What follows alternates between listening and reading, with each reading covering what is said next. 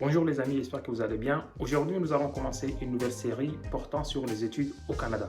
Ça sera une série entière. Nous allons commencer dès la recherche d'informations jusqu'à l'obtention de visas et puis les voyages pour le Canada, faire les études au Canada, après les études, qu'est-ce que vous allez faire après vos études, ainsi de suite.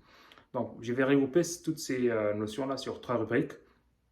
Tout d'abord, la rubrique s'informer, dans laquelle nous allons parler notamment du système canadien pour les études. Nous allons aussi parler des diplômes canadiens, que ce soit le certificat, le baccalauréat, la maîtrise ou bien le doctorat canadien. Et après cela, nous allons parler des étapes à suivre pour aller au Canada. Et après cela, nous allons évoquer bien évidemment le coût de la procédure, combien ça va vous coûter et combien ça va prendre comme durée. Après cela, nous allons parler du coût des études même en tant que tel. Une fois que nous avons parlé des coûts des études, nous avons déjà une idée concrète sur la procédure à suivre, sur les dépenses que nous allons engager. Si on est prêt, nous allons commencer l'aventure. C'est la rubrique numéro 2.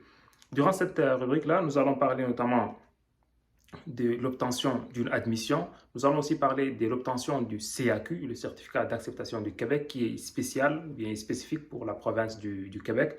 Et nous allons parler aussi du visa, que ce soit le dépôt du visa qui se passe toujours en ligne, ou bien la prise des empreintes, la visite médicale et aussi l'envoi du passeport pour qu'on vous appose le visa sur votre passeport. Donc ça, c'est la deuxième rubrique.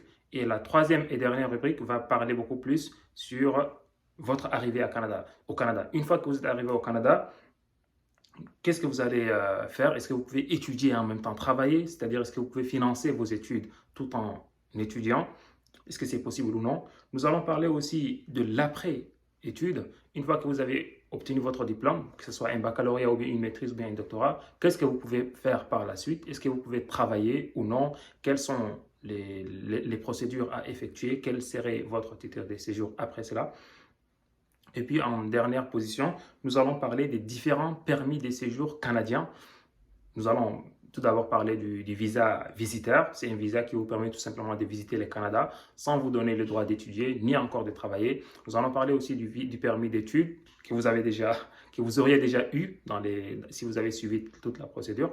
Et puis nous allons parler aussi du permis d'études, du permis du travail. Et après cela, bien évidemment, ça serait la résidence permanente et la citoyenneté. Donc, vous avez compris, nous allons commencer dès la recherche d'informations jusqu'à la citoyenneté, bien évidemment. Au milieu, vous pouvez arrêter les études ou bien vous pouvez terminer vos études et puis avoir quelques expériences et puis rentrer chez vous. C'est tout à fait normal aussi.